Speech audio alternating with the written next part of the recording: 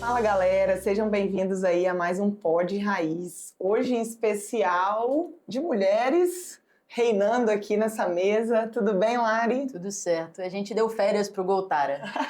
É isso.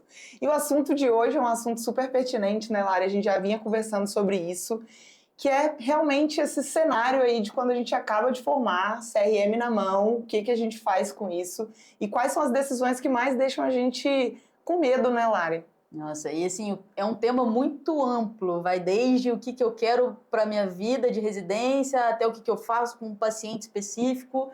Então, a ideia hoje é a gente bater um papo sobre como é que é a vida do recém-formado e quais são os obstáculos e dificuldades que a gente tem.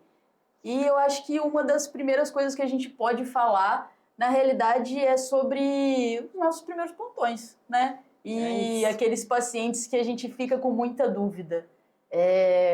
Quando a gente forma, acho que é muito difícil até, assim, na minha experiência, até passar uma dipirona era um momento tenso. Exatamente. O dipirona em casa nunca foi tão difícil, né, de executar.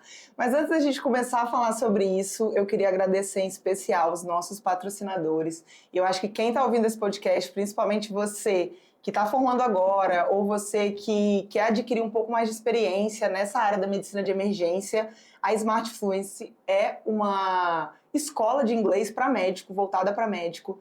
Então, eu, particularmente, é um grande desafio para mim, então eu tenho aprendido muito inglês médico, porque isso faz a gente se manter atualizado, né? Hoje em dia, os artigos e as principais plataformas em que a gente encontra conteúdo bom, conteúdo atualizado na medicina, é em inglês.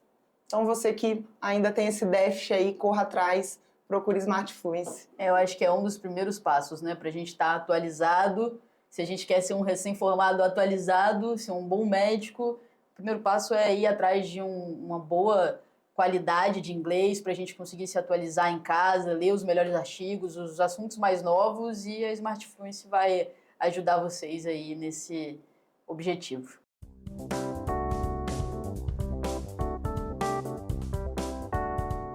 E voltando ao nosso assunto, falar aí sobre as decisões, então, que assustam a gente nesse começo de carreira.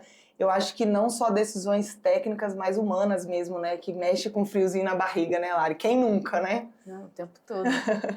E assim, ô Lari, o que você acha que seriam, se a gente pudesse pontuar aqui pra galera, que a gente combinou de falar um pouco sobre isso, que seria uma dessas decisões difíceis, assim, nesse primeiro plantão? Peguei o CRM e agora, né?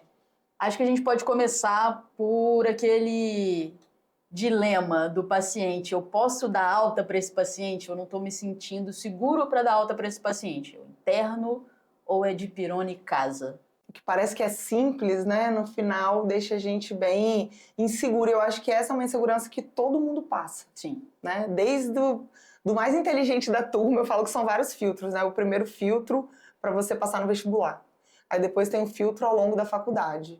E depois tem o pós-faculdade. Que às vezes o coleguinha lá, que nem foi tão bem na faculdade, desembola muito mais o plantão. Ele é mais desembolado. Mais corajoso para poder mandar. E a gente chama isso muito de tempo de embarque, né? De pronto-socorro. Então isso é muito importante porque vem até a caráter, né? Plantão tranquilo não é sorte, é técnica. E eu acho que isso faz parte da técnica mesmo, da gente conseguir dar vazão para esse paciente. Sim. E o que será que ajuda, né? Qual que seria a dica aí pra gente pensar, né? Então, eu acho que a capacidade técnica é algo muito importante. É claro que a gente tem que estar com as condutas importantes e as condutas primárias na ponta da língua, né? E isso é um assunto lá pra frente. Mas, além disso, eu acho que ter um bom... Alguém que a gente saiba que a gente pode tirar dúvidas, né? Mentores ou colegas ou pessoas que são formadas há mais tempo que a gente. Isso é muito importante também. Tá num serviço onde eu tenho uma retaguarda, por exemplo, eu vou começar na porta e eu sei que tem um emergencista ali que é uma pessoa que entende, que é uma pessoa que é experiente, que sabe o que está fazendo para realmente eu tirar dúvida, essa conduta que... E assim, lembrando que é tirar dúvida, não é fazer da conduta do colega a minha conduta, né? Porque, querendo ou não, cada um tem o seu CRM e cada um é responsável pelo seu CRM. Mas eu acho que é importante a gente ter pelo menos isso ali para nos ajudar. E você, o que você acha que é importante para esses casos? Cara, eu acho que você falou dois pontos muito importantes aí. Que o primeiro, que deixa a gente muito assustada nesse início, é a decisão realmente de onde que eu vou mandar esse paciente. E eu acho que o que ajuda muito realmente é você usar um pouco de técnicas e do que você aprendeu ao longo da faculdade. E muito do feeling que a gente pega com a experiência, não tem jeito, todo mundo vai passar aperto de liberar ou não um paciente. Essa decisão é muito difícil, então vai acontecer de você liberar um paciente que vai voltar, e isso também te torna um pouco mais calejado, né, do que realmente é grave ou não. Hoje eu estava até conversando que eu atendi um paciente e vinha no meu ouvido muito assim, esse paciente vai dar ruim, esse paciente vai dar ruim, é a cara de que vai dar ruim. Então isso um pouco do feeling. Sim. Porque às vezes clinicamente ele tá até estável ali, tá bem, mas a cara dele vai dar ruim. Então eu acho que isso ajuda e obviamente isso vem embasado da experiência e embasado muito de protocolos também, né? Que a gente é emergência raiz, então a gente não é muito baseado em protocolos, mas eu acho que clinicamente falando, sinais que te chamam a atenção na gravidade desse paciente. Então esse eu vou dar uma segurada. E se eu tô com dúvida, é melhor segurar do que eu mandar embora agora, nesse início de plantão, para depois eu definir um pouquinho quem que eu vou liberar com mais calma, de pirona e casa. Então, acho que é isso. E a outra coisa que você citou, que eu acho que é super importante, é o não ter medo de pedir ajuda. Que as pessoas sentem, e o mundo médico, acho que é voltado um pouco para esse ego, né, do, meu Deus, não posso pedir ajuda, não posso mostrar que eu não sei. Eu acho que isso é muito falta de humildade mesmo. Eu acho que a gente pode sim, deve pedir ajuda. Falo que a gente não precisa saber de tudo, mas quando a gente não sabe, a gente tem que ter o telefone de quem sabe. A gente precisa conhecer quem sabe. Exatamente. Então, assim, hoje mesmo eu estava no meu plantão com esse paciente difícil e eu precisava de ajuda de colegas e eu liguei para uma colega minha que é infecto. Falei, cara, eu preciso de uma luz da infecto aqui para ver por onde que eu começo. E liguei para ela, troquei uma ideia, a gente trocou, ela mandou mensagem para os outros colegas dela e no final a gente tomou uma melhor decisão juntas. Então isso é válido. Isso é independente da experiência, independente do tempo. Então eu acho que esse é um outro ponto, tá? Acho que quando a gente se importa no nível de pedir ajuda para o colega, isso não é falta de responsabilidade, isso não é falta de conhecimento. Pelo contrário, isso é muita responsabilidade com o paciente, isso é muito conhecimento do que você sabe e da onde você precisa chegar para saber o que você não sabe. Eu acho que é necessário demais, assim, todo esse processo de solicitar ajuda para um colega que às vezes entende mais de alguma coisa do que você. Eu canso de mandar mensagem para a galera do Eco quando eu vou fazer meu POCUS lá e falar assim, pô, achei isso e isso, o que você acha? Você concorda? O que eu posso melhorar? O que eu posso modificar aqui? Essa imagem ficou boa. E isso faz parte do nosso crescimento, né? A famosa síndrome do Dunning-Kruger, né? Exatamente. Quando você fala, não, eu mato tudo no peito, o que vier para mim é gol, significa que é impossível saber tudo. Significa que você tá tão ali no inicinho que você não sabe o tanto que você não desconhece, a falta de conhecimento que você tem. Então, eu acho que é essencial pedir ajuda, eu acho que é um dos tópicos importantes. E medicina não é matemática, né? Não. Então, assim, a gente vai sempre pontuar e ponderar coisas ali. Mesmo que o protocolo te diga algo, às vezes o colega te apontou uma outra coisa que você não pensou, e isso vai te levando para caminhos aí diferentes. Então, eu acho que sempre é válido trocar ideia e opinião. Isso também fala a favor de você escolher os lugares para dar plantão. Então, assim, não acho que vai dar no interior, que no interior não chega nada. Chega muito. E às vezes você é o médico único daquele local. Então, você é o obstetra, é o pediatra, é o clínico, é o emergencista. Então, assim... É o médico da ambulância sozinho. É você que mesmo leva o seu paciente. Então, assim, é esse cuidado que eu acho que a gente tem que ter, que é a responsabilidade com o CRM, né? O CRM, aí quando eu falo disso, é o carimbo médico, ele tem um peso porque é uma responsabilidade. Sim. E no final, meus amigos, a decisão é nossa mesmo. Quem vai carimbar, quem vai dar o dipirona em casa, quem vai decidir internar, é a gente. Não adianta colocar médico da emergência, orienta que você escolheu seguir o que ele sugeriu. Então, foi uma conduta sua. Mas você falou sobre trocar ideia e eu lembrei de uma coisa que eu faço muito que eu acho interessante. eu gosto de trocar ideia comigo mesma no passado. Como é que isso funciona? Como é que é, Larissa? Eu dou o segmento, dou a conduta, e aí, às vezes, a gente está lá na sala vermelha da nossa residência e o paciente vai para o CTI. Quando o paciente vai para o CTI, a gente tende a falar, tá entregue.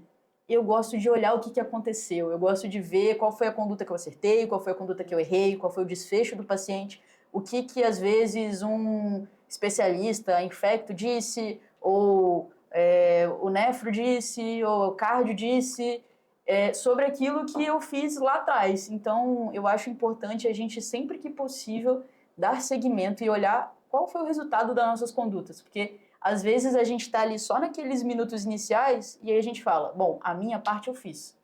A sua parte, ela vai, querendo ou não, ter consequências no segmento do paciente.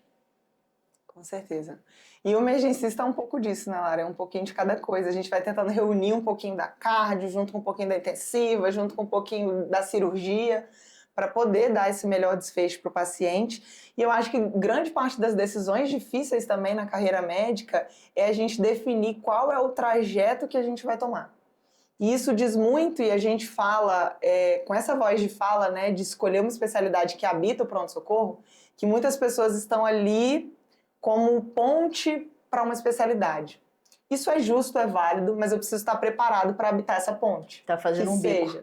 Exatamente. Então, assim, eu acho que é uma decisão importante. A que caminho eu vou tomar na minha carreira, né? Eu acho que a gente sempre reitera isso, e o Léo bate muito nessa tecla aqui também, falando sobre a necessidade da residência médica, da especialidade, seja ela qual for. Então, eu acho que essa é uma decisão também importante quando a gente forma, já engatilhar no que a gente quer se especializar.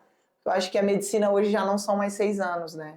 Eu acho que daqui para frente, quanto mais a gente vai vendo essas escolas médicas surgindo, mais a necessidade de especialização, né? E a gente se atualiza o tempo todo, né? Então, assim, realmente não são só 6 anos, você vai ter que se atualizar para o resto da vida. Então, principalmente a gente que é especialista na área da emergência, a gente sabe a quantidade de artigo, de paper, de guideline que sai o tempo todo. E a gente precisa, querendo ou não, estar atualizado para dar o melhor para o nosso paciente.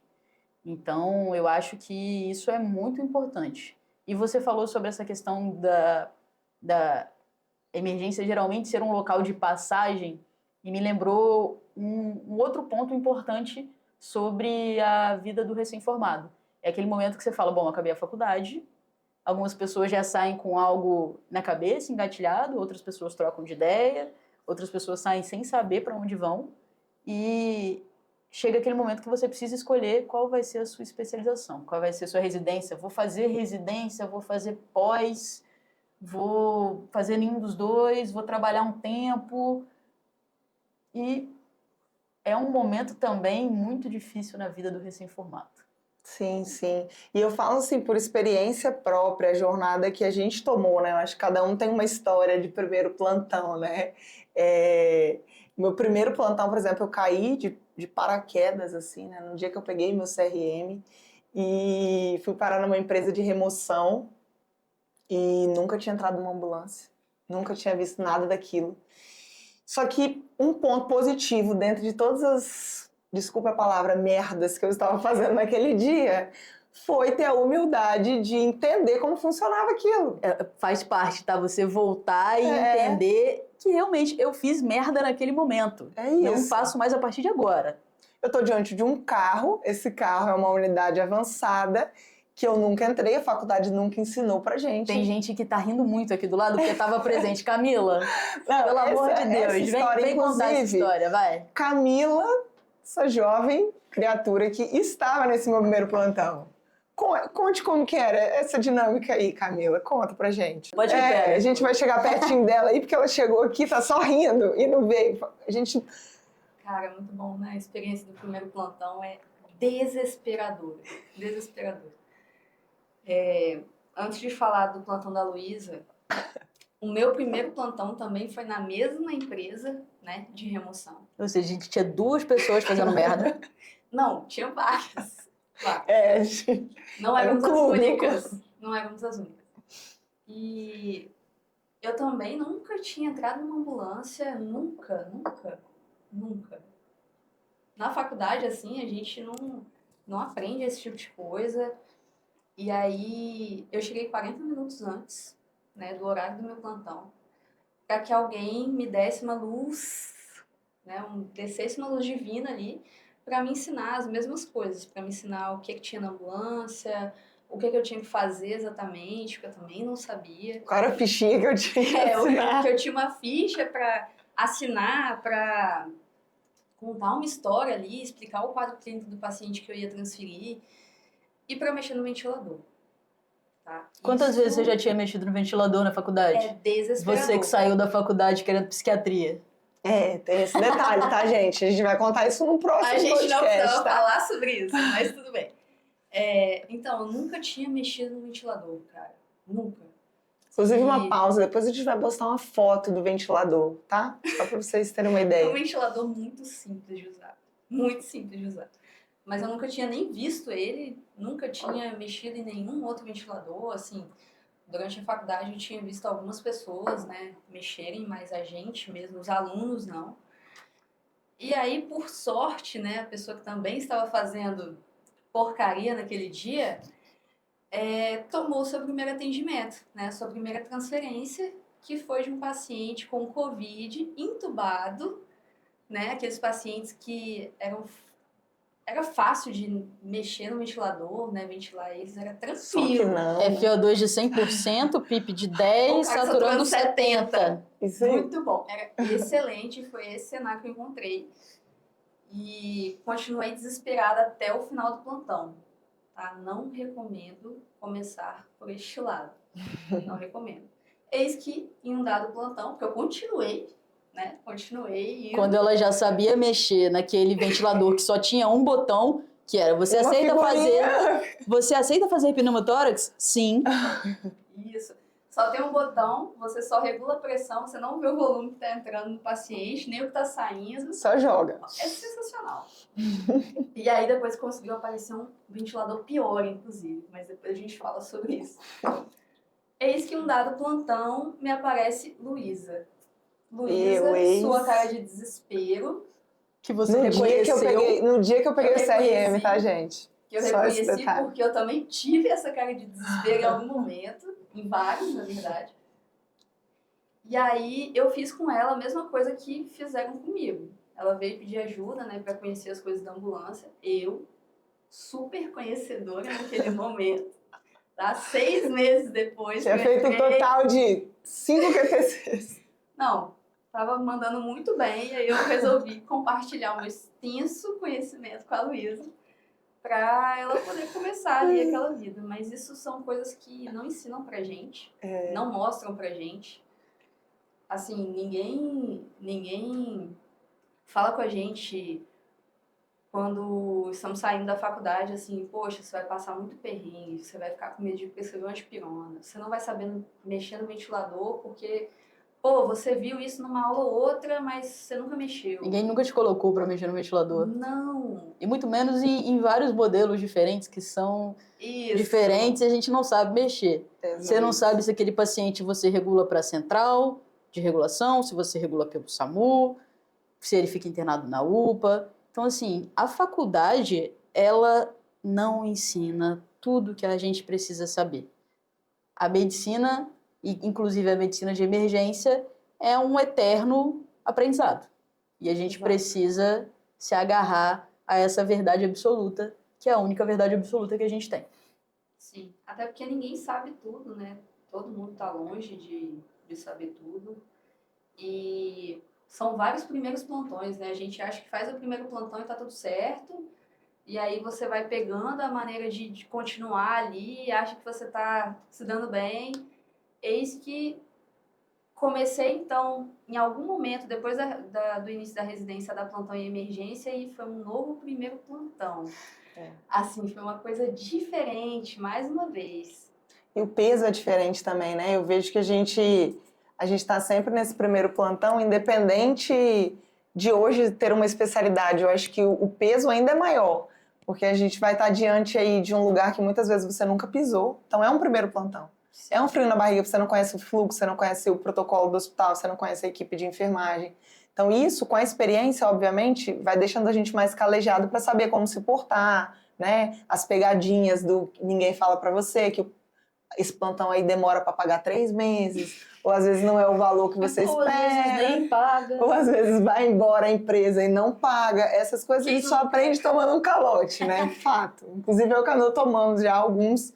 Mas me diz Nessa uma coisa, jornada. o que você acha importante nesse quesito de pedir ajuda? Porque, por exemplo, a Luísa foi te pedir uma ajuda. O que você acha que é necessário para a pessoa que está pedindo ajuda? Cara, eu acho que a pessoa tem que ser humilde de perceber que ela não sabe as coisas. Porque, como a gente estava falando, ninguém sabe tudo. Mas, poxa, a Luísa estava chegando naquela hora, eu estava lá 6 meses. Muito tempo? Não era muito tempo. Mas eu já tinha uma ideia maior do fluxo, né? De como funcionavam os atendimentos, de como funcionava a ambulância. A gente vai pegando uma coisinha ali de cada vez. E eu acho que você precisa ter a humildade de saber que você não sabe. Porque não é raro a gente encontrar essas pessoas, né? Que pensam que sabem tudo e vão lá e metem a cara e nunca entraram na ambulância igual a gente e entra e acha que, pô, tô abalando. E aí, né, o desfecho é ruim, não só pro médico como pro paciente, principalmente. Eu acho que é isso, assim, né? E uma grande vantagem de você, nosso público aí que escuta a gente, eu espero que estejam escutando, porque poucas pessoas falam sobre isso. Quem dera eu tivesse a oportunidade de ouvir podcasts como esse, para falar o que realmente importa mesmo pra gente, muito além da técnica, muito além de saber conduzir uma PCR, uma dor torácica, um AVC, é você entender onde você tá, entender que você não vai saber tudo, mas você precisa ter responsabilidade para entender que você pode pedir ajuda, que o seu colega vai contribuir de alguma forma para você, e eu acho que humildade na medicina precisa existir, e é assim que a gente se forja hoje como uma equipe aqui que se ajuda o tempo inteiro, se ajuda até hoje e vai se ajudar pro resto da vida, porque enquanto a gente for médico, a gente vai precisar de ajuda. E é isso, gente, eu espero mesmo que vocês tenham gostado. A gente se juntou aqui com muito carinho para fazer esse podcast. É isso. É isso, né? Mais alguma Agradecer dica? aí que a Camila participou. Camila, a gente resgatou. Então, gente, por favor, a gente tem mais um participante. Ela vai querer mostrar. Ela fugiu, né? Ficou Ela com tá aqui medo. só de ouvinte. A gente tem um emergencão por aqui, galera, mas ela é tímida. Isso. Ela é tímida. Tadinha, ela é tímida. Vocês vão conhecer, tá? Vão. Nosso Ela vai Olivia se soltar mascote, ainda. vai. Mas é isso, gente. Até a próxima para mais dúvidas, questionamentos, choros e alegrias. Pix também. Segue aí a gente, @emergência raiz, estamos todas lá. Mandem um beijo pro Goltara, que agora se encontra de férias nas Maldivas. Qualidade de vida na emergência. Até logo, gente. Tchau, tchau. Tchau.